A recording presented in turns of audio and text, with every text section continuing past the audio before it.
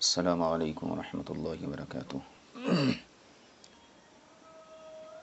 جامعہ انواریہ حیدرآباد و باب العلم انواریہ ایجوکیشنل سوسائٹی حیدرآباد کے زیر اہتمام مدارس شریف کی سلسلے وار ریکارڈنگ جاری ہے۔ آج ہم سورہ یاسین کی 70ویں آیت سے سبق کا آغاز کرتے ہیں۔ اعوذ باللہ من الشیطان الرجیم، بسم اللہ الرحمن الرحیم۔ اولم یر الانسان انا خلقناہ من نطفۃ فاذا هو خصیم مبین۔ کیا انسان نے نہیں دیکھا کہ بے شک ہم نے اس کو نطفے سے پیدا کیا، فاذا هو خصیم مبین، پس وہ اچانک جھگڑا کرنے والا، واضح طور پر جھگڑا کرنے والا ہو گیا۔ وضرب لنا مثلا، اور اس نے ہمارے لیے کہاوت بیان کی۔ ونسی خلقہ، اور وہ اپنی پیدائش کو بھول گیا۔ قل من یحیی العظام، قل وضرب لنا مثلا ونسی خلقہ،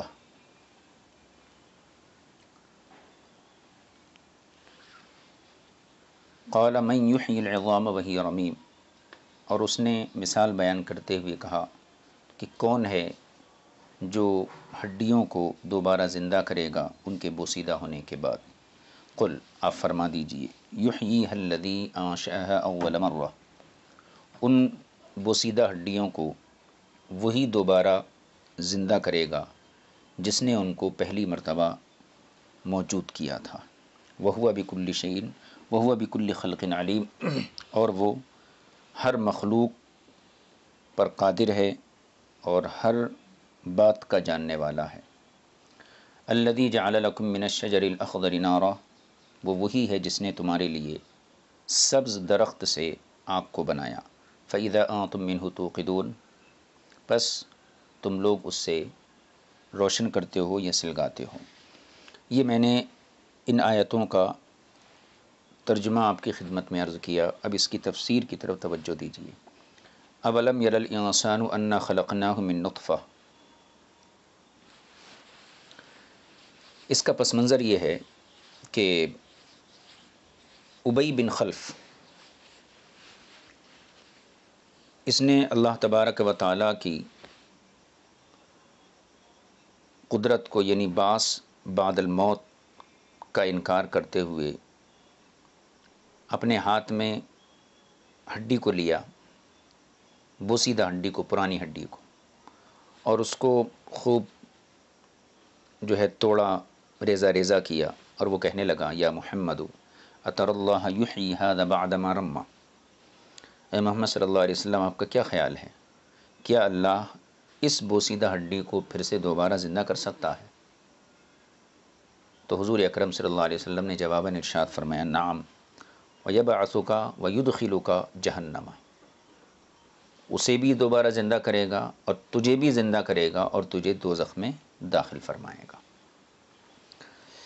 اس عبارت کا پہلے ترجمہ دیکھ لیجئے۔ وَنَزَلَ فِي ابی بن کعب خلف، ابی بن خلف کے حق میں آگے آنے والی آیت نازل ہوئی۔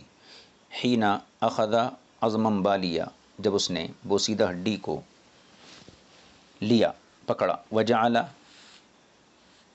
یفتہ بیدہ، اور اپنے ہاتھ سے اس کو ریزہ ریزہ کرنے لگا، ویقول، اور کہنے لگا یا محمد، اے محمد صلی اللہ علیہ وسلم،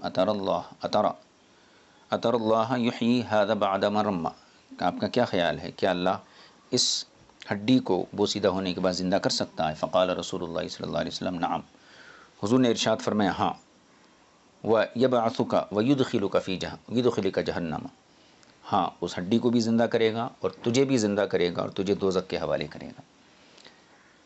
تو ابی بن خلف کی اس بات پر یہ آیت کریمہ نازل ہوئی، اولم یر الانسان انا خلقناہ من نطفہ، کیا انسان نے نہیں دیکھا کہ بے شک ہم نے اس کو نطفے سے پیدا کیا۔ نطفے سے مراد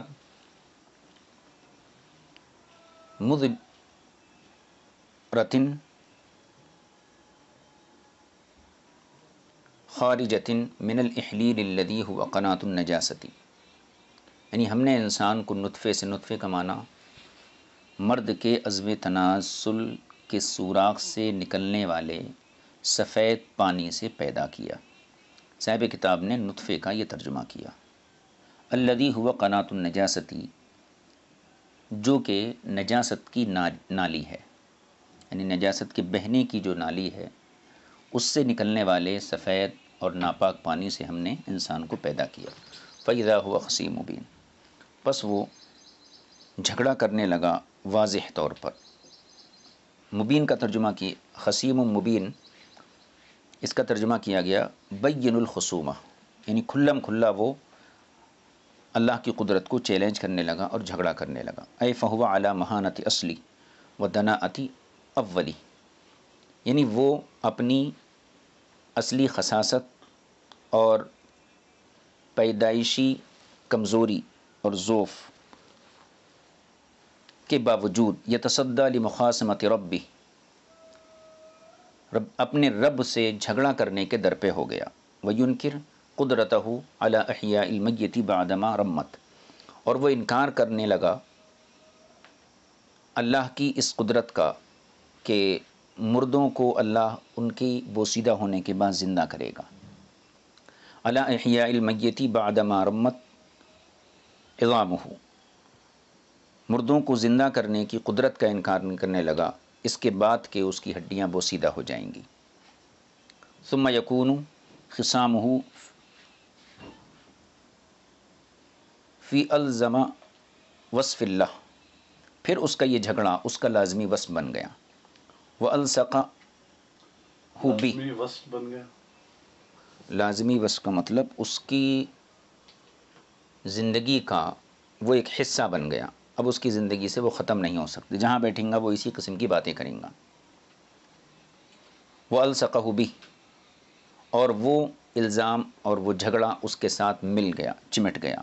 وَهُوَ كَوْنُهُ مَنشَأٌ مِّن مَوَاتٍ، حالانکہ وہ خود بھی جو ہے عدم سے وجود میں آیا۔ وَهُوَ يُنْكِرُ إِنشَاءَهُ مِن بَعْدِ مَوَاتٍ، اور اب وہ جو ہے مرنے کے بعد دوبارہ جو ہے زندگی کا انکار کر رہا ہے۔ وَهُوَ، عدم سے وجود، پہلے وہ نہیں تھا، جی، پھر اللہ اس کو وجود دیا، پیدا تو وہ خود بھی عدم سے وجود میں آیا، اور اب وہ جو ہے مرنے کے بعد نئے سرے سے پیدا ہونے کا انکار کر رہا ہے۔ وَهُوَ غایۃ المکابرۃ، اور یہ انتہائی درجے کا مجادلہ ہے، جھگڑا ہے۔ وَضَرَبَ لَنَا مَثَلًا، اور ہمارے لیے وہ مثال بیان کرتا ہے۔ بِفَتِّهِ الْعَظْمِ، یعنی ہڈی کو توڑ کر اس کو ریزہ ریزہ کر کے ہماری لیے مثال بیان کرتا ہے۔ وَنَسِیَ خَلْقَهُ، اور اپنی پیدائش کے مرحلے کو بھول گیا۔ وَنَسِیَ خَلْقَهُ، اور اپنی پیدائش کو بھول گیا، مطلب من المنی، اللہ نے اس کو منی کے قطرے سے پیدا کیا۔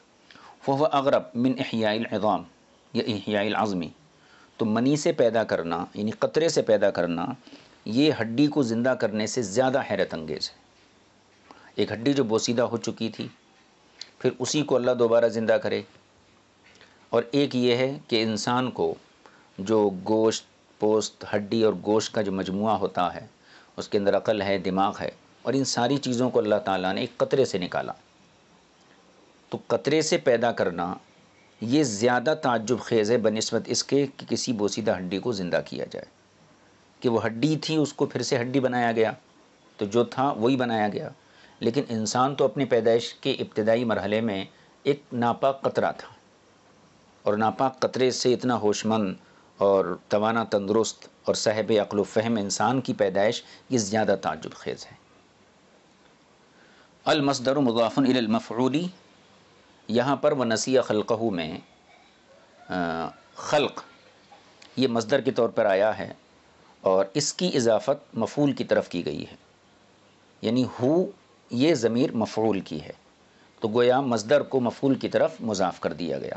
المصدر مضاف الی المفعول، مصدر مفعول کی طرف مضاف ہے۔ اے خلقنا ایاہ، ہم نے اس کو پیدا کیا، تو ہم نے اس کو جو پیدا کیا ہے اس چیز کو وہ بھول گیا۔ قال، اور اس نے کیا کہا، وہ کہنے لگا من یحیی العظام وہی رمیم، کون ہے جو ہڈیوں کو زندہ کرے گا اس کے بوسیدہ ہونے کے بعد۔ رمیم کے معنی کو بیان فرما رہے ہیں۔ رمیم کسے کہتے ہیں؟ رمیم وہو اسم لما لما بلی من العظامی، رمیم اس ہڈی کا نام ہے جو بوسیدہ ہو جاتی ہے۔ مطلب یہ ہے کہ یہاں پہ یہ صفت کے طور پر نہیں آیا ہے، بلکہ یہ اس ہڈی کا نام ہے جو بوسیدہ ہو جاتی ہے، غیر صفت، یہ صفت نہیں ہے۔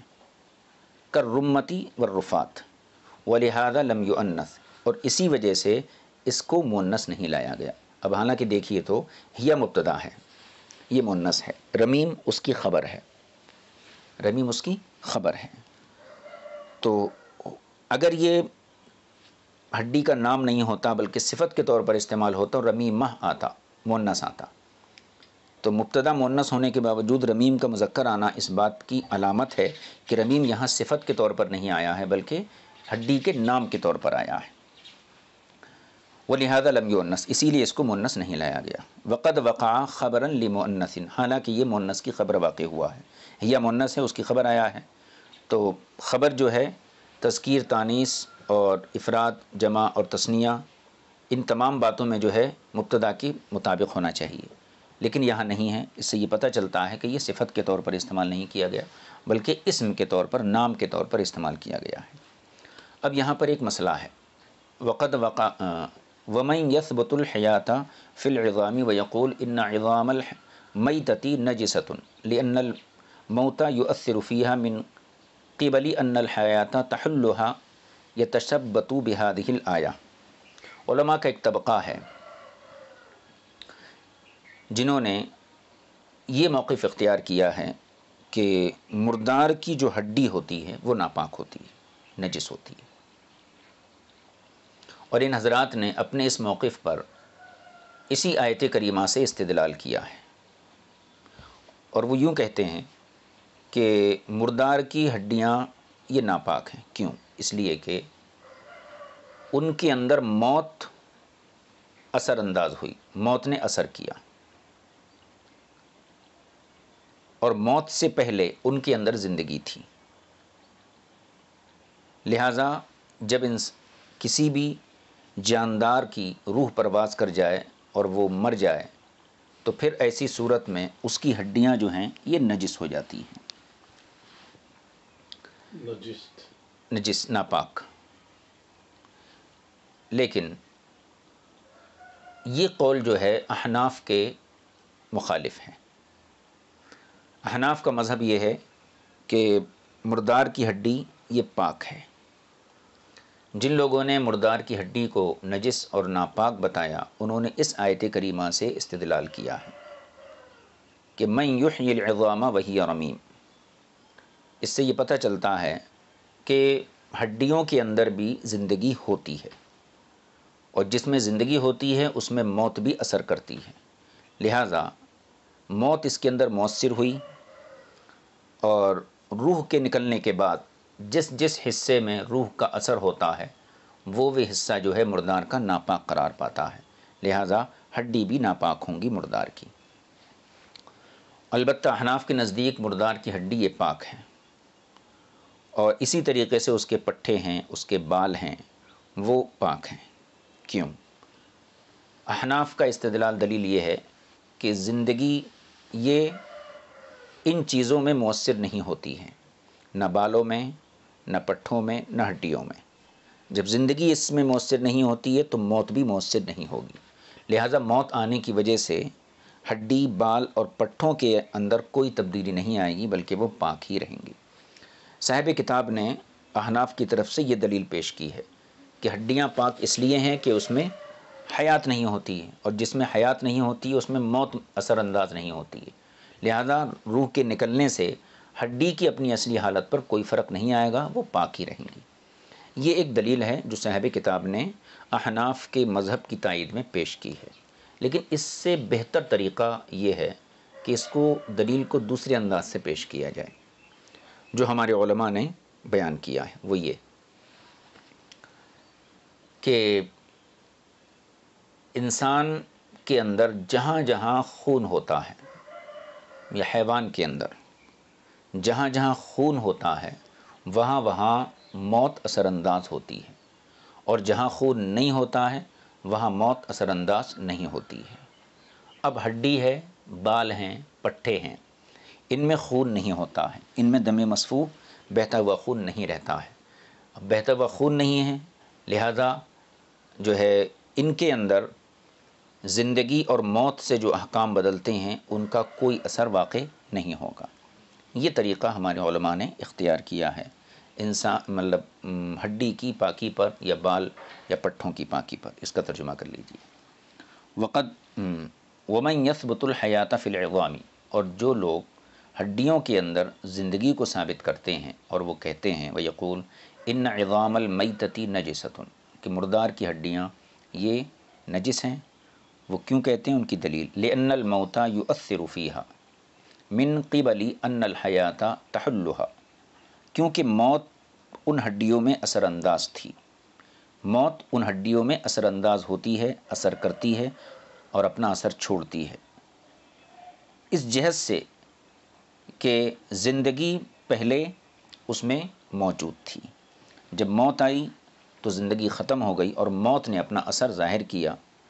تو یتشبت بہذہ الآیہ، تو وہ حضرات اسی آیت سے استدلال کرتے ہیں، وہی عندنا طاہرۃ، اور ہمارے یہاں ہڈی پاک ہے، وکذالک الشعر والعصب، اسی طریقے سے بال اور پٹھے یہ بھی پاک ہیں، لأن الحیات لا تحلها، کیونکہ زندگی اس میں حلول نہیں کرتی ہے، فلا یؤثر فیہ الموت، لہذا موت بھی اس میں اثر انداز نہیں ہوگی۔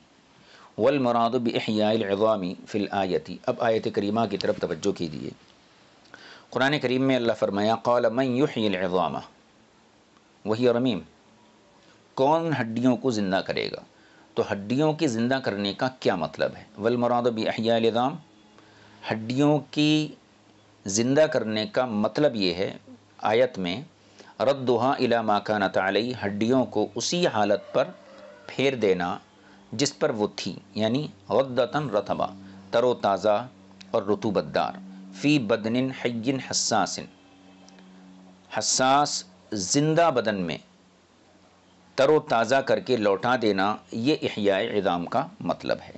یعنی جیسے زندہ چلتے پھرتے انسان کے اندر ہڈی کے اندر رطوبت اور تر و تازگی ہوتی ہے، تو اس کی زندگی کا بھی یہی مطلب ہے کہ یہی تر و تازگی ایک زندہ حساس بدن کے اندر لوٹا دینا۔ قل، آپ فرمائیے، یحییھا الذی انشأھا اول مرہ، ان ہڈیوں کو وہی زندہ کرے گا جس نے ان کو پہلی مرتبہ پیدا کیا تھا۔ انشأھا، اس کا ترجمہ کیا گیا خلقہا سے، اول مرۃ پہلی مرتبہ، اے ابتداءً، یعنی جس ذات نے ابتداءً ہڈیوں کو پیدا کیا وہی ان ہڈیوں کو بوسیدہ ہونے کے بعد دوبارہ پیدا کرے گا۔ وہو بکل خلق علیم، اور وہ یعنی اللہ ہر مخلوق پر، خلق کا مطلب یہاں مخلوق، علیم، اور وہ ہر مخلوق کا جاننے والا ہے، وہو بکل خلق علیم، اور وہ ہر مخلوق کا جاننے والا ہے، اے لا تخفى علیہ اجزاؤہ، اللہ کی ذات پر کسی بھی مخلوق کا کوئی جز پوشیدہ نہیں۔ وَإِن تَفَرَّقَتْ فِي الْبَرِّ وَالْبَحْرِ، اگرچہ کسی جاندار کے جسمانی اعضاء یہ خشکی اور تری میں منتشر ہو جائیں، بکھر جائیں، فَيَجْمَعُهُ، پس انہیں بھی اللہ جمع کرے گا، وَيُعِيدُهُ، اور ویسا ہی لوٹائے گا کما کان، جیسے وہ چیز پہلے موجود تھی۔ یہاں تک کہ اسی سے یہ بات سمجھ میں آتی ہے کہ ایک مسلمان کو قبر میں دفن کیا جاتا ہے لیکن مشرکین کو آگ کے حوالے کر دیا جاتا ہے۔ اس کے علاوہ اگر کسی شخص کو شیر اپنی غذا بنا لیا یا وہ سمندر کی نظر ہوا اور اس کے بدن کے اجزاء منتشر ہو گئے اور پانی میں تحلیل ہو گئے، تو اللہ سبحانہ و تعالی اس بات پر قادر ہے کہ شیر کے اندر سے اس انسان کو زندہ کرے اور پانی کے اجزاء کو جمع کر کے اس انسان کو زندہ کرے، یا کفار و مشرکین جو اپنے جو ہے مرنے والوں کو آگ کی نظر کرتے ہیں تو ان کے اجزاء کو سب کو اللہ تبارک و تعالی جمع کرنے پر قادر ہے۔ الذی جعل لکم من الشجر الاخضر نارا، اللہ وہی ہے جس نے تمہارے لیے سبز درخت سے آگ کو پیدا کیا، آگ کو بنایا، فَإِذَا أَنْتُم مِّنْهُ تُوقِدُونَ، پس تم اس سے سلگاتے ہو، یعنی روشنی حاصل کرتے ہو، اور روشن کرتے ہو، تقدحون اس سے سلگاتے ہو۔ اس کے بعد ثم ذکر من بدائع خلقہ، پھر اللہ تعالیٰ نے اپنی مخلوق کے عجائبات کو ذکر کرتے ہوئے فرمایا انقداح النار من الشجر الاخضر مع مضادۃ النار الماء وانطفائها به۔ پھر اللہ نے اپنی مخلوق کی جو ہے عجائبات کو ذکر کیا کرتے ہوئے فرمایا کہ آگ کو سبز درخت سے پیدا کرنا، انقداح الناری آگ کو سبز درخت سے روشن کرنا، ما مضادۃ النار الماء، حالانکہ آگ اور پانی میں تضاد ہے، دونوں ایک دوسرے کی ضد ہیں، وانطفائها به، اور پانی آگ کو بجھا دیتا ہے، تو آگ اور پانی آپس میں ایک دوسرے کی ضد ہیں۔ وہی زناد التی توری بها الاعراب، اور یہ وہ چکماق ہے جس سے اعراب یعنی اہل عرب یا اعرابی دیہاتی جو ہے آگ روشن کرتے ہیں، آگ جلاتے ہیں۔ وَأَكْثَرُهَا مِنَ الْمَرْخِ وَالْعِفَارِ، اور اکثر و بیشتر یہ آگ دو درختوں کی ٹہنیوں سے روشن کی جاتی ہے، مرخ اور عفار۔ وفی امثالہم، اہل عرب کی مثالوں میں یہ جملے بولے جاتے ہیں، فی کل شجر نار، یعنی ہر درخت میں آگ ہے۔ واستمجد المرخ والعفار، اور زیادہ تر مرخ اور عفار سے آگ حاصل کی جاتی ہے، روشنی حاصل کی جاتی ہے۔ یعنی یوں تو ہر درخت کے اندر آگ ہے، لیکن مرخ اور عفار یہ آگ حاصل کرنے کے لیے زیادہ شہرت یافتہ ہیں۔ لأن المرخ شجر سریع الورق، کیونکہ مرخ ایسا درخت ہے جس میں آگ زیادہ ہوتی ہے۔ والعفار شجر تقدح منہ النار، اور عفار یہ ایسا درخت ہے جس سے آگ کو روشن کیا جاتا ہے۔ اس کی صورت کیا ہوتی ہے؟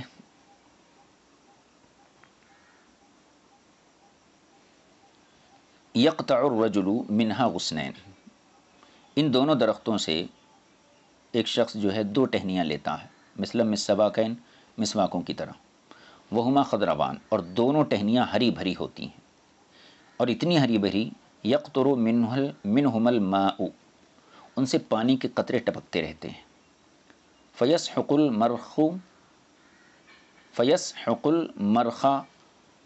وهو ذکر علی العفار وہی انثی، پس مرخ کو جو کہ مذکر مانا جاتا ہے، عفار پر جو کہ مؤنث مانا جاتا ہے، اس پر رگڑا جاتا ہے۔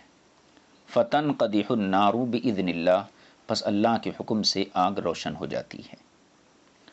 تو یہاں پر اللہ تعالیٰ نے اپنی قدرت کی نشانی کے لیے اس آیت کریمہ میں ہرے درخت سے آگ کو روشن کرنے کا تذکرہ فرمایا کہ ہرا درخت یعنی تر و تازہ اس کے اندر پانی ہے، اس سے اللہ تعالیٰ آگ کو روشن کرتا ہے، یعنی بالکل متضاد چیز کو جو ہے پیدا فرماتا ہے۔ حضرت ابن عباس رضی اللہ تعالیٰ عنہ کی روایت ہے، ان سے مروی ہے، وعن ابن عباس رضی اللہ تعالیٰ عنہما لیس من شجرۃ الا وفیہا النار، کوئی درخت نہیں ہے مگر اس میں آگ ہے، یعنی ہر درخت کے اندر آگ ہے۔ الا العناب للمصلحۃ الدقی للثیاب، مگر انگور کے جو درخت ہیں ان میں آگ نہیں ہے، کیوں؟ اس کی مصلحت صرف یہ ہے الدق للثیاب، کہ کپڑا دھونے والے جو دھوبی ہوتے ہیں یا کپڑے دھونے کی جن کو ضرورت محسوس ہوتی ہے، وہ اس درخت کو کوٹتے ہیں یا پیستے ہیں کپڑوں کو صاف صفائی کرنے کے واسطے، تو ہر درخت کے اندر آگ ہوتی ہے۔ اب یہاں پر فرماتے ہیں صاحب کتاب فمن قدر، اس درخت سے آگ کو نکالنے کو ذہن میں حاضر رکھیے کہ اللہ تعالیٰ ہرے تر و تازہ سبز درخت اور اس کی ایسی ٹہنیاں جس میں سے پانی کے قطرے نکل رہے ہیں، تو ہرے سبز درخت سے اللہ تعالیٰ آگ پیدا کرنے پر قادر ہے۔ فمن قدر، تو آگ اور پانی ایک جگہ جمع ہو گیا، ٹہنیاں ہری بھری ہوتی ہیں، تر و تازہ ہوتی ہیں، ان سے پانی کے قطرے ٹپکتے ہیں اور ان سے آگ کو روشن کیا جاتا ہے۔ فمن قدر علی جمع الماء والنار فی الشجر، تو جو ہستی درخت میں پانی اور آگ ایک ساتھ جمع کرنے پر قادر ہو، قدر علی المعاقبۃ بین الموت والحیات فی البشر، تو وہ ذات اس بات پر بھی قادر ہے کہ موت و حیات کو انسان کے اندر یکے بعد دیگرے پیدا کر دے، یعنی جس نے دو ضدوں کو بیک وقت ایک درخت کے اوپر طاری کر دیا، وہ ہستی اس بات پر قادر ہے کہ موت و حیات جو ایک دوسرے کی ضد ہیں، کہ وہ موت و حیات کو انسان کے اندر پے در پے طاری فرما دے اور پیدا فرما دے۔ وَإِجْرَاءُ أَحَدِ الضِّدَّيْنِ عَلَى الْآخَرِ بِالتَّعْقِيب، اور دو ضدوں میں سے ایک کو دوسرے پر یکے بعد دیگرے طاری کرنا یہ زیادہ آسان ہے، اسہل فی العقل، عقل کے نزدیک زیادہ آسان ہے، من الجمع مان، دونوں ضدوں کو بلا ترتیب ایک ساتھ جمع کرنے کی، یعنی ایک ہی چیز میں آگ بھی ہو اور پانی بھی ہو اور دونوں ایک ساتھ ہوں، یہ زیادہ تعجب خیز ہے۔ اس کے برخلاف موت اور حیات یہ بھی دونوں ایک دوسرے کی ضد ہیں، لیکن یہ ایک انسان کے اندر بیک وقت دونوں حالتیں طاری نہیں ہوتی ہیں۔ اگر زندگی ہے تو موت نہیں ہے، اور موت ہے تو زندگی نہیں ہے۔ تو انسان کے اندر اللہ تعالیٰ دو ضدوں کو یکے بعد دیگرے پیدا فرماتا ہے، ٹھیک ہے۔ اور اس سے زیادہ تعجب خیز بات یہ ہے کہ درخت کے اندر اللہ تعالیٰ دونوں چیزوں کو بیک وقت جمع کر دیتا ہے۔ تو درخت سے آگ کا پیدا ہونا یہ زیادہ تعجب خیز ہے بنسبت اس کے کہ انسان میں موت و زندگی یکے بعد دیگرے آتی ہے۔ والاخضر، اب یہاں پر جو قرآن کریم کی آیت میں آیا من الشجر الاخضر، شجر کی صفت اخضر آئی، تو فرماتے ہیں کہ والاخضری علی اللفظ، اخضر جو شجر کی صفت آئی ہے یہ لفظ کا اعتبار کرتے ہوئے، یعنی شجر کے لفظ کا اعتبار کرتے ہوئے۔ وقریہ الخضراء علی المعنی، اور معنی کا اعتبار کرتے ہوئے اس کو مؤنث خضرا پڑھا گیا ہے۔ یہ بات مکمل ہو گئی۔ اب آگے کی آیت کو دیکھ لیجئے۔ اولیس الذی خلق السماوات والارض بقادر علی ان یخلق مثلهم بلی وهو الخلاق العلیم۔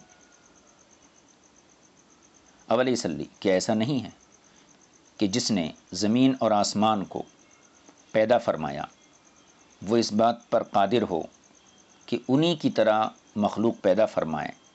بلا، کیوں نہیں، وہو الخلاق العلیم، بے شک وہ بہت ساری مخلوقات کا پیدا کرنے والا اور کثیر المعلومات ہے۔ اس آیت کریمہ سے پہلے ایک عبارت مصنف لکھے ہیں ثم بینا، کہ یہاں تک جو آیتیں بیان کی گئیں بعض کے جو منکرین تھے ان کا رد کیا گیا، اور بعض کو مختلف قسم کی جو ہے دلائل کے ذریعے جو ہے ثابت کیا گیا۔ ثم بینا، پھر یہ بیان کیا گیا ان من قدر علی خلق السماوات والارض ما عظم شانہما یا عظم شانہما، پھر یہ بیان کیا گیا کہ جو ہستی، جو ذات زمین اور آسمانوں کی پیدائش پر قادر ہے، حالانکہ یہ دونوں جسامت میں بہت بڑی ہیں۔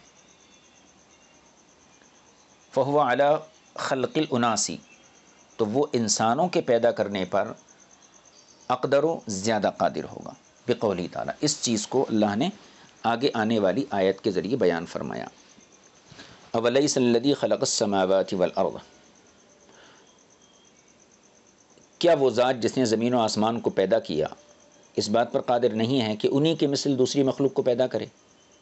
انہی کی مثل سے مطلب فی الصغر بالاضافۃ الی السماوات والارض، یعنی زمین و آسمان کی طرف نسبت کرتے ہوئے انسان بہت چھوٹی مخلوق ہے، تو جو اتنی بڑی بڑی مخلوق کو پیدا کر سکتا ہے وہ اس کی بنسبت انتہائی حقیر اور چھوٹی مخلوق کو کیوں پیدا نہیں کر سکتا ہے؟ ایک معنی تو یہ ہے مثل کا۔ دوسرا معنی یہ ہے کہ او ان یعیدہم، کہ جو اتنے بڑے بڑے آسمان اور زمین پیدا کر سکتا ہے وہ مرنے کے بعد انسان کو دوبارہ پیدا کیوں نہیں کر سکتا؟ او یا یہ معنی ہے ان یعیدہم، کہ وہ دوبارہ پیدا کرے، یہ اللہ کی قدرت ہونا چاہیے، اس کا انکار کیسے کیا جا سکتا ہے؟ لأن المعاد مثل المبتدا، کیونکہ بعد میں پیدا کرنا یہ ابتدا میں پیدا کرنے کی طرح ہے، اس میں اللہ کی ذات کے لیے کوئی مشکل نہیں، ولیس بھی، اور حالانکہ ایسا نہیں، یعنی اللہ تبارک و تعالیٰ کے لیے یہ مشکل نہیں ہے بلکہ قادر ہے۔ بلا، کہیے، اے قل بلا، آپ فرمائیے کیوں نہیں، وہو قادر علی ذلک، وہ اس بات پر قادر ہے، وہو الخلاق، اور وہ خلاق یعنی کثیر المخلوقات، بے شمار مخلوق کا پیدا فرمانے والا ہے، العلیم الکثیر المعلومات، اس کا جو علم ہے وہ غیر متناہی ہے، اس کی کوئی حد نہیں ہے۔ اب یہاں تک جو ہے دلائل کے ذریعے، مثالوں کے ذریعے بعض کو ثابت کیا گیا، اور اس کے بعد دلیل کا جو کہنا چاہیے سب سے بلند درجہ ہوتا ہے، انتہائی دبدبے کے ساتھ اور اپنے دعوے کو انتہائی جو ہے مضبوط انداز میں جسے انسان پیش کرتا ہے، اللہ تعالیٰ نے جو ہے اپنے دعوے پر ایک بہت ہی شاندار دلیل قائم کی، انما امرہ اذا اراد شیئا ان یقول له کن فیکون، بے شک اس کی شان تو یہ ہے کہ جب وہ کسی چیز کا ارادہ فرمائے تو کہتا ہے کن، ہو جا، تو وہ چیز ہو جاتی ہے۔ مطلب یہ ہے کہ اللہ تبارک و تعالیٰ کو کوئی چیز پیدا کرنے کے لیے جو ہے کسی دقت کا سامنا نہیں ہوتا، کسی مشکل کا سامنا نہیں ہوتا ہے، بلکہ اس کا صرف ارادہ فرما لینا ہی اس چیز کو موجود ہو جانا ہے۔ انما امرہ، بے شک اس کی شان، امرہ کا ترجمہ کیا گیا یہاں شان، یعنی اس کی شان یہ ہے، اذا اراد شیئا، جب وہ کسی چیز کا ارادہ فرماتا ہے تو یقول، ان یقول لہ، اس سے کہتا کن، ہو جا، ان یکونہ، اس کو پیدا کرنے کا ارادہ فرماتا ہے، فیکون، تو کہتا ہے تو وہ چیز ہو جاتی ہے، فیحدث، تو وہ چیز ہو جاتی ہے، فہو کائن موجود لا محالہ، یعنی جب اللہ کسی چیز کا ارادہ فرمائے تو اسے حکم دیتا ہو جا، وہ ہو جاتی ہے۔ تو کیسے ہو جاتی؟ فہو کائن موجود لا محالہ، وہ لا محالہ موجود ہو جاتی ہے، یعنی ایسا نہیں ہو سکتا کہ اللہ ارادہ فرمائے اور ہونے کا حکم دے اور کوئی چیز موجود نہ ہو، بلکہ جب بھی وہ ارادہ کرتا ہے کسی چیز کو پیدا کرنے کا تو وہ چیز لامحالہ پیدا ہو جاتی ہے۔ والحاصل، حاصل گفتگو یہ ہے، ان المکونات بتخلیقہ، کہ کائنات میں جتنی چیزیں ہیں یہ سب اللہ کی تخلیق سے ہیں، و تکوین ہی، اور اس کی تکوین سے، اس کے پیدا کرنے سے۔ لیکن یہاں پر عبر عن ایجادہ بقولہ کن، اللہ تبارک و تعالیٰ فرمایا کہ میری شان یہ ہے کہ جب میں کسی چیز کو پیدا کرنے کا ارادہ کرتا ہوں تو اس سے اتنا کہتا ہوں کن، ہو جا، وہ ہو جاتی ہے۔ تو اس کا یہ مطلب نہیں ہے کہ اللہ تعالیٰ کسی چیز کو پیدا کرنے سے پہلے کاف اور نون، کاف نون پیش کن، اس کا تلفظ کرتا ہو، تلفظ سے وہ پاک ہے۔ یعنی اس نے اپنی ایجاد کو، مخلوق کو پیدا کرنے کی جو صفت ہے اور مخلوق کو موجود کرنے کی جو صفت ہے، اس کو اللہ تعالیٰ نے لفظ کن سے یہاں تعبیر کیا ہے۔ یہ مطلب نہیں ہے کہ وہ کاف کا اور نون کا تلفظ کرتا ہو، تو لفظ کن سے اللہ نے اپنی تخلیق کو اور اپنی ایجاد کو تعبیر کیا ہے۔ کیوں؟ اس لیے کہ یہ اصل صورت ایجاد کی طرف اشارہ کرنا ہے، یعنی مطلب یہ ہے کہ جس طریقے سے تمہیں لفظ کن یعنی کاف اور نون بولنے میں کوئی دقت نہیں ہے، تمہارے اوپر بھاری پر نہیں ہوتا ہے اور تمہیں اس میں کوئی مشقت نہیں ہوتی ہے، اسی طریقے سے مجھے کائنات کی کسی بھی چیز پیدا کرنے کے لیے کوئی مشقت اور کوئی ثقالت نہیں ہوتی ہے، اسی کو بیان فرما رہے ہیں۔ ولیکن عبر، مشقت، تکلیف، ولیکن عبر عن ایجادہ، لیکن اللہ نے اپنی ایجاد کو تعبیر کیا بقولہ کن، کلمہ کن کے ذریعے۔ یہ مطلب نہیں ہے کہ کن اللہ بولتا ہو کہ ہو جا، اللہ الفاظ سے پاک ہے، تلفظ لفظ کا کیا جاتا ہے اور لفظ تلفظ کے لیے زبان کی ضرورت ہوتی ہے، اللہ زبان سے بھی پاک ہے، لہذا حروف سے بھی پاک ہے، تلفظ سے بھی پاک ہے، اس کا کلام آواز، حروف، ان تمام چیزوں سے منزہ اور بری ہے۔ تو اللہ نے اپنی ایجاد کو لفظ کن سے، کلمہ کن سے تعبیر کیا، من غیری ان کانا منہ کاف و نون، بغیر اس کے کہ اس کی ذات سے کاف اور نون صادر ہوتے ہوں۔ وَإِنَّمَا هُوَ بَيَانٌ لِسُرْعَةِ الْإِيجَاد، اور لفظ کن جو یہاں بیان کیا گیا وہ صورت ایجاد کی طرف اشارہ ہے، یعنی پیدا کرنے کی جلدی کی طرف۔ کأنہ یقول، گویا کہ یوں کہا جائے، کما لا یثقل قول کن علیکم، جس طریقے سے تمہارے اوپر کن بولنا یہ مشکل اور بھاری نہیں پڑتا، فَكَذَلِكَ لَا يَثْقُلُ عَلَى اللَّهِ ابْتِدَاءَ الْخَلْقِ وَإِعَادَتِهِمْ، اسی طریقے سے اللہ کی ذات پر مخلوق کو ابتداءً پیدا کرنا اور دوبارہ ان کو پیدا کرنا یہ کوئی بھاری نہیں ہے۔ فیکون، شامی و علی، عطف علی یقول، یہ قرأت ہے۔ کن فیکون میں جو فیکون ہے شامی اور علی کے نزدیک یہ یقول کے اوپر عطف ہے۔ وَأَمَّا الرَّفْعُ، اور اس کو حالت رفیع پڑھنے کی ایک صورت یہ ہے، فَلِأَنَّهَا جُمْلَةٌ من مبتدأ و خبر، یہ مبتدا اور خبر کا جملہ ہے، یعنی فیکون کو اگر حالت رفیع میں مانیں گے تو پھر یہ مبتدا خبر کا جملہ بنے گا، اور تقدیر عبارت یہ ہوں گی، لأن تقدیرہا، اور اس کی تقدیر عبارت یہ ہوں گی، فہو یکون، یعنی یکون سے پہلے ہوا نکالا جائے گا، مقدر وہ مبتدا بنے گا، یکون اس کی خبر بن جائے گی، معطوفۃ علی مثلہا، اگر اس کو حالت رفیع میں مان رہے ہیں تو پھر ایسی صورت میں مثلہا پر اس کا عطف کیا جائے گا، وہی امرہ ان یقول لہ، اور وہ اس کا امر ہے کہ وہ اس سے کہتا ہے ہو جا، تو وہ ہو جاتی ہے۔ ہاں یہ ہو گیا۔ اب اس کے بعد جو ہے ایک آیت کریمہ اور ہے، اس کے بعد امر کے حوالے سے ہم کچھ ضروری باتیں آپ کی خدمت میں پیش کریں گے۔ فسبحان الذی بیدہ ملکوت کل شیء، پس پاک ہے اس کی ذات جس کے دست قدرت میں ہر چیز کی بادشاہت ہے۔ سبحان کا معنی بیان کیا تنزیہ، پاکی، پاکی ہے، مما وصفہ بہ المشرکون، ان تمام چیزوں سے جن کے ذریعے مشرکین اللہ کو موصوف کرنا چاہتے ہیں یا کرتے ہیں، وتعجیب، اور اظہار تعجب ہے، من ان یقول فیہ ما قال، ان باتوں سے جو وہ اللہ کی شان میں بکتے ہیں یا بولتے ہیں۔ تو سبحان کے ذریعے ان تمام عیوب سے پاکی بیان کرنا ہے جو مشرکین اللہ کے لیے بولتے ہیں، اور ان کی اس بیہودہ گفتگو اور بیہودہ مثالوں کی بیان کرنے پر اظہار تعجب ہے۔ فسبحان الذی بیدہ ملکوت کل شیء، پس پاک ہے وہ ذات ہر عیب سے جو مشرک لگاتے ہیں۔ الذی بیدہ، جس کے دست قدرت میں ملکوت کل شیء، ہر چیز کی بادشاہت ہے۔ ملکوت اصل ملک سے بنا ہے، اے ملک کل شیء، ہر چیز کی بادشاہت اس کے ہاتھ میں ہے، لیکن یہاں واو اور تا کا اضافہ کیا گیا، اور عربی زبان کا قاعدہ ہے جب حروف کا اضافہ ہوتا ہے تو معنی میں بھی اضافہ ہوتا ہے۔ مثال کے طور پر قتل، 3 حروف ہیں اس کے اندر، تو اس کا معنی ہے قتل کیا، بس اتنا۔ اب آپ ایک تا اور اس میں اضافہ کر دیجئے، قتل بولیے تو خوب قتل کرنا، اور ایک تا کا اضافہ شروع میں کر دیے تقتل، تو قتل کر کے ٹکڑے ٹکڑے کر دینا۔ تو جیسے جیسے حروف بڑھتے جاتے ہیں ویسے ویسے معنی میں اضافہ ہوتا جاتا ہے۔ جیسے نصرہ، مدد کرنا، اب اس کو باب استفعال میں لے کے جائیے تو استنصرہ ہو جائیں گا۔ تو یہ حروف کا اضافہ ہونے کی وجہ سے یہاں معنی میں بھی اضافہ ہوگا، کسی سے مدد چاہنا، مدد طلب کرنا۔ اب طلب کا معنی پہلے موجود نہیں تھا، لیکن باب استفعال میں جانے کے بعد کچھ حروف کا اضافہ کیا گیا، اور اس اضافے نے جو ہے ایک نئے معنی کو پیدا کر دیا۔ تو یہاں پر ایسی ملک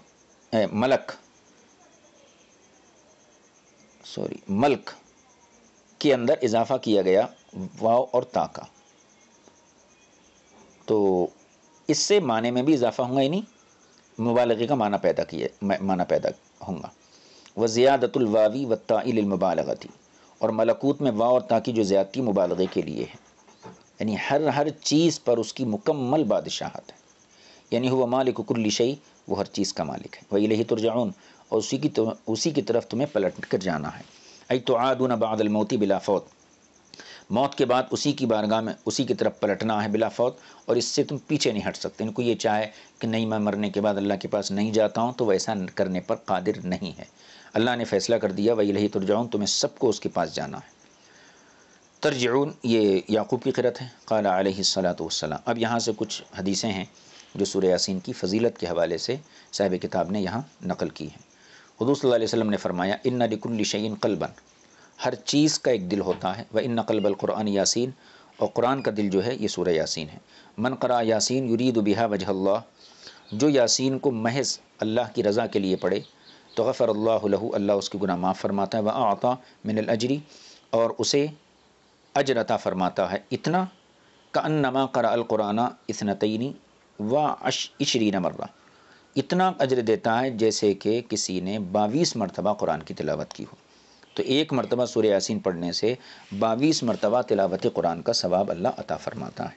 وقال علیہ السلام، دوسری حدیث، من قرأ یاسین، جس شخص نے سورہ یاسین کو امام حاجتہ، اپنی کسی ضرورت کی تکمیل کے لیے پڑھا، قضیت لہ، تو اللہ تعالیٰ اس کی حاجت وہ پوری فرماتا ہے۔ وقال علیہ السلام، حضور صلی اللہ علیہ وسلم نے فرمایا من قرأہا ان کان جائعا اشبعہ اللہ، جو سورہ یاسین پڑھے اس حال میں کہ وہ بھوکا ہے تو اللہ تعالیٰ سورہ یاسین کی برکت سے اس کی بھوک کو دفع کر دیتا ہے۔ وَإِن كَانَ ظَمْآن، اروہ اللہ، اور اگر وہ پیاسا ہے تو سورہ یاسین کی تلاوت کی برکت سے اس کی پیاس کو اللہ بجھا دیتا ہے۔ وَإِن كَانَ عُرْيَانًا أَلْبَسَهُ اللَّهُ، اور اگر وہ عریان ہے، کپڑے کا ضرورت مند ہے، کپڑا نہیں ہے اس کے پاس، تو اللہ اس کو جو ہے کپڑا پہناتا ہے یا کپڑے کا انتظام فرماتا ہے۔ وَإِن كَانَ خَائِفًا، اور عریان، وَإِن كَانَ خَائِفًا أَمَّنَهُ اللَّهُ یا أَمِنَهُ اللَّهُ، اور اگر وہ خوف زدہ ہے تو اللہ اسے امن دیتا ہے۔ وَإِن كَانَ مُسْتَوْحِشًا، اگر وہ جو ہے وحشت میں ہے تو اللہ اسے آنسہ اللہ، مانوس فرماتا ہے۔ وَإِن كَانَ فَقِيرًا، اگر وہ محتاج ہے، ڈر، خوف، ہیبت، گھبراہٹ، تو اللہ اس کی گھبراہٹ دور فرما دیتا ہے۔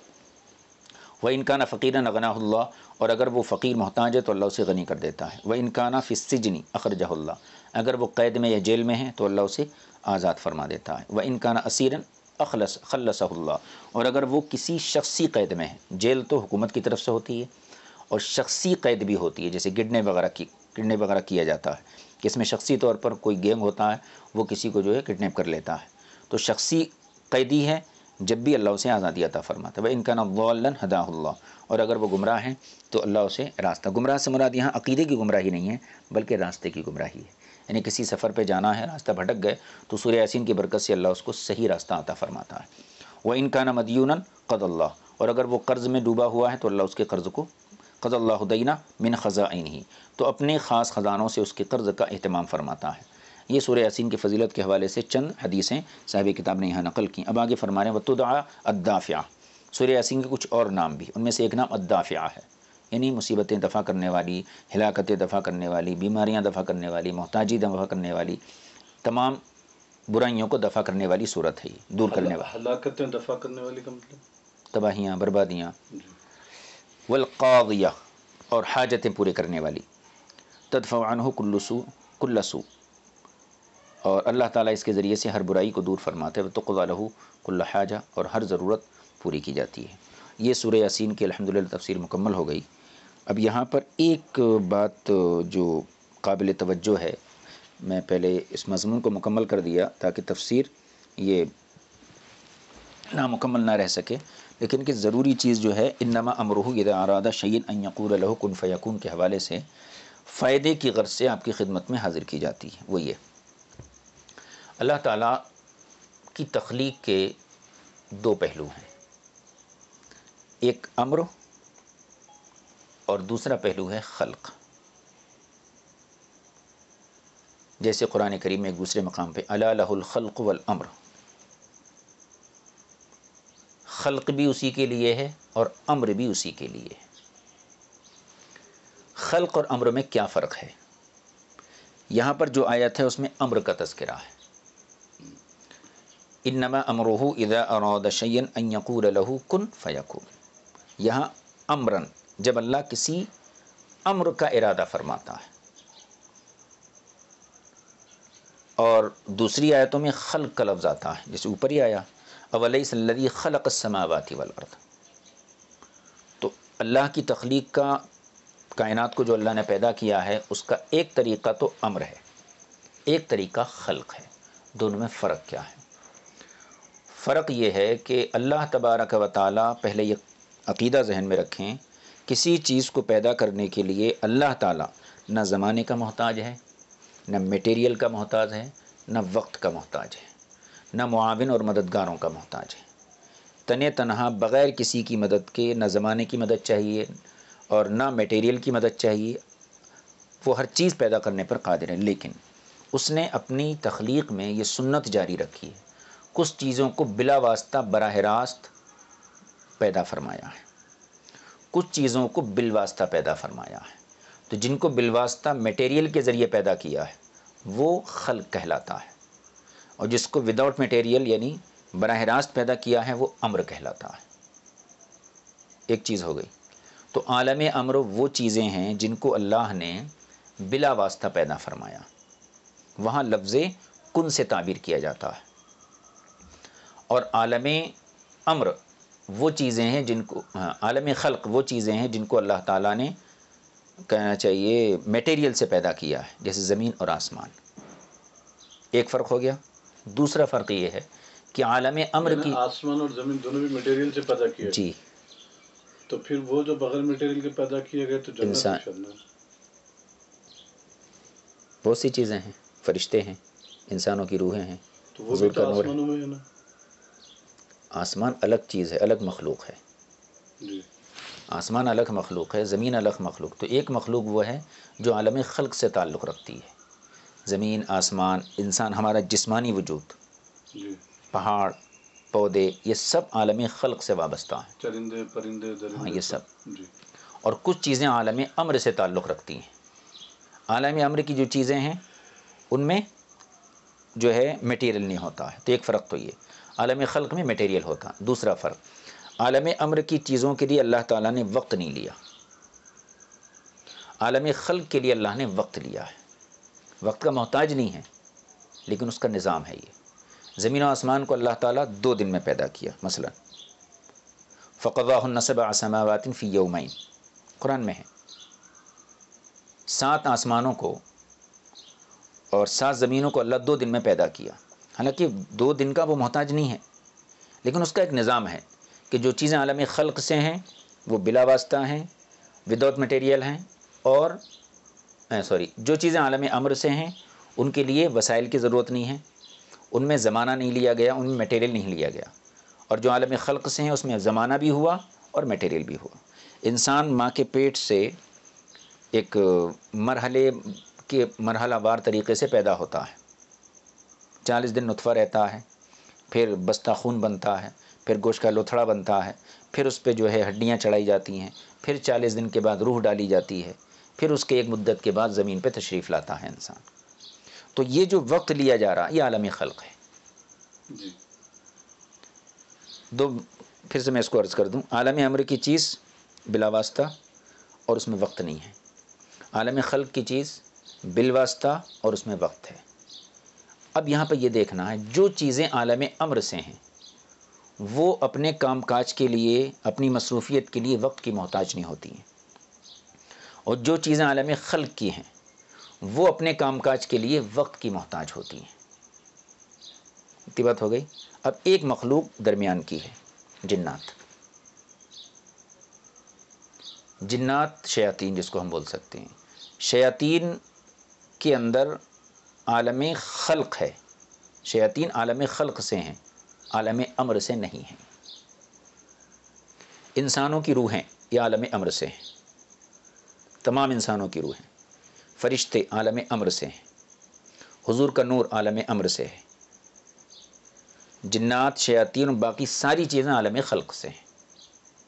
اب میں نے قاعدہ یہ عرض کیا کہ عالم امر کی چیز کو وقت درکار نہیں ہے، وقت اور بغیر مٹیریل کے جی، اور عالم امر کی چیز، عالم خلق کی چیز کو وقت بھی چاہیے، میٹیریل بھی چاہیے۔ لہٰذا عالم خلق کی جو بھی مخلوق ہوں گی اسے کام کرنے کے لیے وقت چاہیے اور اس کا ایک اپنا میٹیریل ہونا چاہیے۔ عالم امر کی چیز کے لیے نہ وقت چاہیے اور نہ میٹیریل چاہیے۔ اب یہاں سے ایک مسئلہ یہ واضح ہوگا، اگر یہ بات ہمارے ناظرین سمجھ چکے ہیں تو ایک مسئلہ یہ واضح ہو جائے گا، جو حدیث بیان کی جاتی ہے کہ حضور نے ارشاد فرمایا، مصنف ابن ابی شیبہ میں ہے کہ ان اللہ تعالی خلق نور نبی کا قبل الاشیاء من نوری، کہ اللہ تعالیٰ ہر چیز سے پہلے تمہارے نبی کے نور کو اپنے نور سے پیدا فرمایا۔ سبحان اللہ سبحان اللہ۔ تو اس کا یہ مطلب بعض دیابنا وغیرہ جو بدعقید ہیں وہ یہاں پر یہ اعتراض کرتے ہیں کہ اللہ کے اپنے نور سے کا مطلب اللہ کے نور کے اجزاء ہو گئے، ایسا تو نہیں ہے۔ تو وہاں پر ہم یہی جواب دیں گے، عالم امر کی جو چیز ہوتی ہے وہ کسی کا جز نہیں ہوتی ہے، وہ کسی کا جز نہیں ہوتی ہے، میٹیریل سے پاک ہوتی ہے۔ اب اسی حدیث میں یہ ہے کہ حضور کے ہی نور کے حصے کیے گئے اور اسی کے اجزاء سے فرشتوں کو، جنت کو، چاند سورج کو، لوح و قلم کو اللہ نے پیدا فرمایا۔ تو اس کا یہ مطلب نہیں ہے کہ اس کو نور ایک پرسنالٹی تھی، ایک چیز تھی اور اس کو کاٹا گیا، 4 حصے کیے گئے، یہ مطلب نہیں ہے، بلکہ مطلب یہ ہے کہ حضور کے نور کی تجلی ڈالی گئی۔ سورج کی جیسی روشنی ایک چیز پہ پڑی تو وہ چمک اٹھی، ایسی حضور کی نور کی روشنی اور تجلی جب جنت پہ پڑی تو جنت چمک اٹھی اور اللہ کے حکم سے پیدا ہو گئی۔ فرشتوں پہ پڑی، فرشتے پیدا ہو گئے، انسانوں کی روحوں پہ پڑی، انسانوں کی روحیں پیدا ہو گئی۔ تو حضور کی تجلی سے اللہ نے یہ تمام چیزوں کو پیدا فرمایا ہے۔ سبحان اللہ سبحان اللہ۔ ایک مسئلہ تو یہ واضح ہوا کہ عالم امر کی یعنی حضور کا نور اللہ کی ذات کا جز نہیں ہے، اللہ کے نور کی ایک تجلی ہے، اور کائنات حضور کے نور کی تجلی ہے۔ تو گویا حضور کا نور اللہ اور کائنات کے بیچ میں ایک ذریعہ اور واسطہ ہے۔ یہ جز کیا ہے مفتی صاحب؟ جز بولے تو جز اور تجلی میں کیا فرق ہے؟ جیسے ہمارا ہاتھ ہے، یہ ہماری بدن کا جز ہے، حضور اللہ کے ایسے جز نہیں ہیں، جی بلکہ تجلی سے پیدا ہوئے ہیں۔ تجلی کا مطلب سورج اپنی جگہ پہ چمک رہا ہے انہیں، جی اب سورج کے چہرے کو آپ جو ہیں صاف پانی میں دیکھتے ہیں، تو جو پانی ہے، پانی میں جو سورج نظر آ رہا ہے وہ کیا ہے؟ وہ اصلی سورج تو نہیں ہے، نہیں اصلی سورج تو وہی ہے۔ جی پانی میں کیا ہے؟ اس سورج کی تجلی ہے۔ واہ واہ واہ سورج اپنے مقام پہ ہے، اس کی جو کرن ہمارے گھر تک آ رہی ہے، یہ روشنی جو آ رہی ہے، اس کو آپ سورج کا جز نہیں کہہ سکتے، لیکن اس کرن کا وجود سورج کے بغیر نہیں ہو سکتا۔ جی جب تک سورج ہے جب تک کرن کا وجود رہے گا، سورج کی جاتی کرن ختم، تو سبحان کرن اللہ۔ سورج کے بغیر ہو بھی نہیں سکتی، اس لیے اللہ کے بغیر کوئی چیز موجود بھی نہیں ہو سکتی۔ ہر چیز کو اپنے موجود ہونے کے لیے اور باقی رہنے کے لیے اللہ کی ضرورت ہے۔ تو تجلی کا مطلب جز نہیں ہے بلکہ عکس ہے، پرتو ہے، کرن ہے، شعاع ہے۔ ایک مسئلہ تو یہ واضح ہوا کہ عالم امر کی چیز کو وقت نہیں چاہیے، کیونکہ اللہ نے وقت نہیں لیا ہے، لہٰذا اس چیز کا اثر اس مخلوق کے اندر بھی آیا ہے۔ اللہ تو وقت سے پاک ہے، لیکن اللہ کی سنت کیا ہے؟ عالم امر کی چیز میں اللہ نے وقت نہیں لیا۔ اذا اراد انما امرہ اذا اراد شیئا ان یقول له کن فیکون، اس کا ارادہ کرنا ہے، چیز موجود ہو جانا ہے۔ اللہ کی یہ سنت کہ اللہ وقت نہیں لیا، تو اس پیدا ہونے والی مخلوق کے اندر بھی یہ کیفیت آئی کہ اسے کام کاج کرنے کے لیے وقت نہیں چاہیے۔ عالم خلق کی ہر چیز کو وقت چاہیے، چاہے وہ جناتی کیوں نہ ہو۔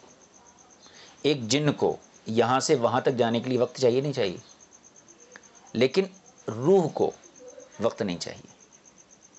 اس کو میں قرآن کی ایک آیت سے استدلال کروں۔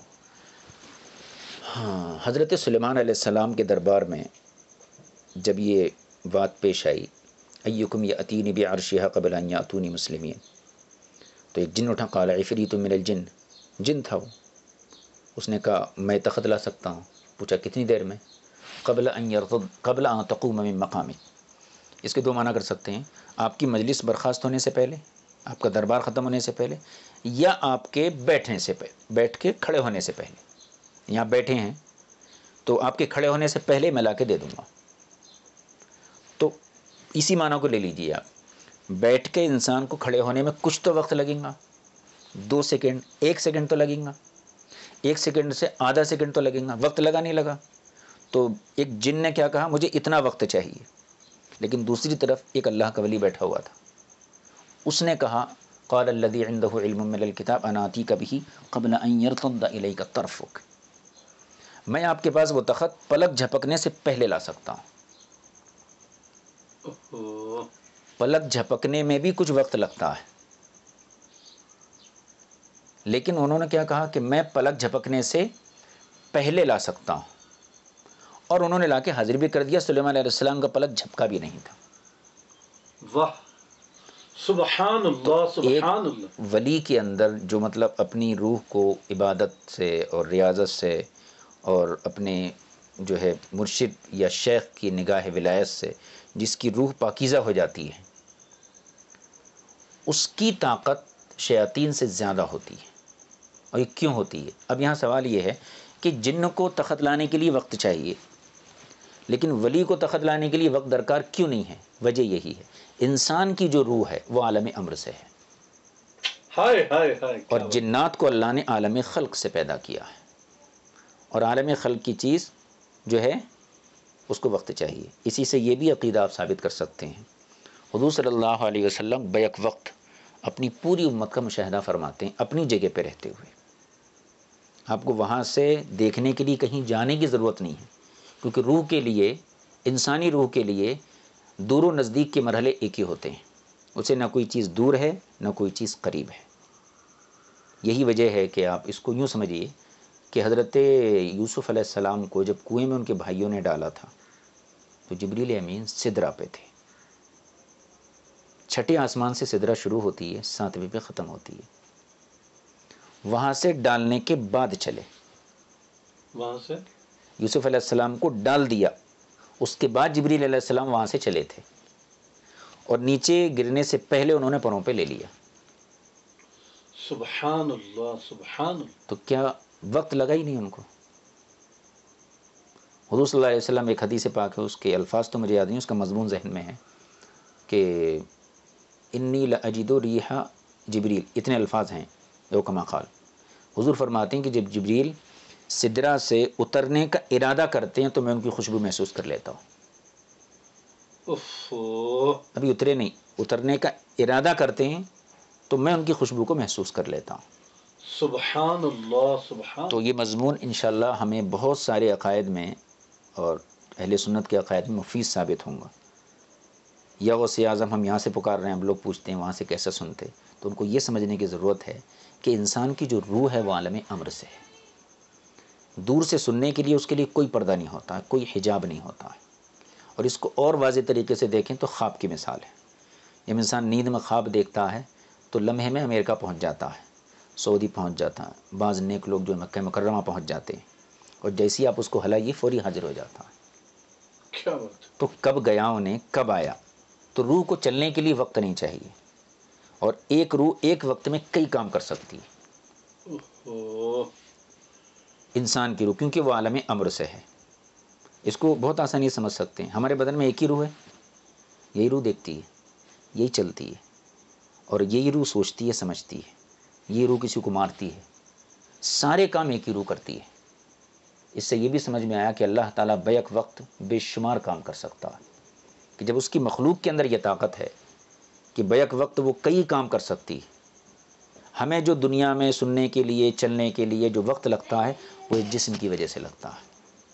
یہاں پہ روح جو ہے ہمارے جسم روح کی سواری ہے، اور سوار اتنا ہی چلتا ہے جتنی سواری چلتی ہے. تو یہاں پر جسم اس کی سواری بنا ہوا ہے، اس کی قوت کمزور ہے. جب یہ روح بدن سے نکل جاتی ہے تو فرشتوں کی طرح پرواز کرتی ہے. اسی لیے ہم کہتے ہیں کہ اولیاء اکرام کو دنیا سے پردہ کرنے کے بعد زیادہ بلندی عطا کی جاتی ہے.